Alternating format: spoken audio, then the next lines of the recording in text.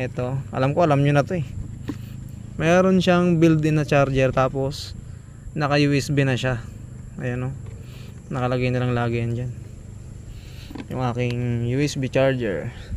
Tapos ito, merong pinakang dito parang bulsa-bulsa, lagayan ng basahan. Tapos ito pala, naglagay ako ng screen protector kasi hindi maganda yung pagkalagay ko.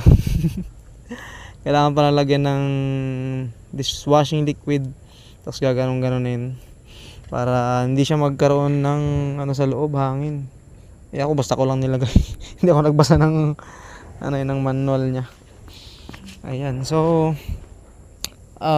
mag-iisang buwan na yata ito sa atin, sa 1. Ayun, mag-iisang buwan na pala sa 1. So ang tinakbo na nito ay ayan na, 2015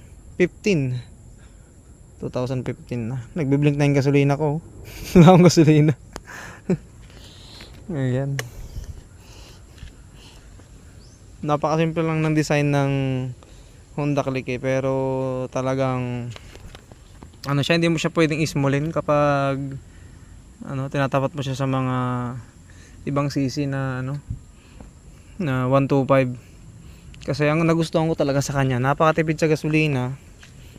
Tapos yung bilis niya talagang napa-110 ko to eh.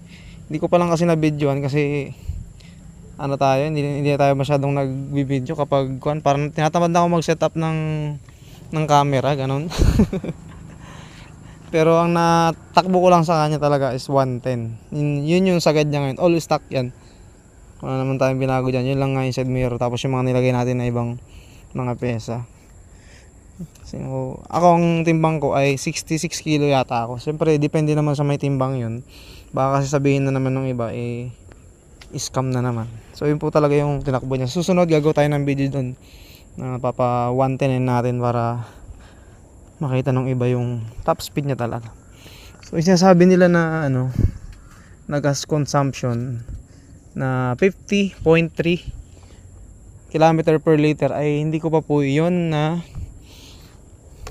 experience, kasi ang talagang ano lang niya, kayang takbuhin ng 1 litro ay yan nga po, 45.8 lang ngayon eh. Minsan 47, ganoon, depende po sa kalsada. Pag bumabiyahe po ako ng kasiguran, kahit mga paahon doon, kasi dire-diretso tsaka mabilis yung ating takbo doon, ay nag-average siya ng 47 to 48 km per liter. Ganun po siya katipid. Yan po yung nagustuhan ko sa may Honda Click talaga, napakatipid sa gasolina. Tapos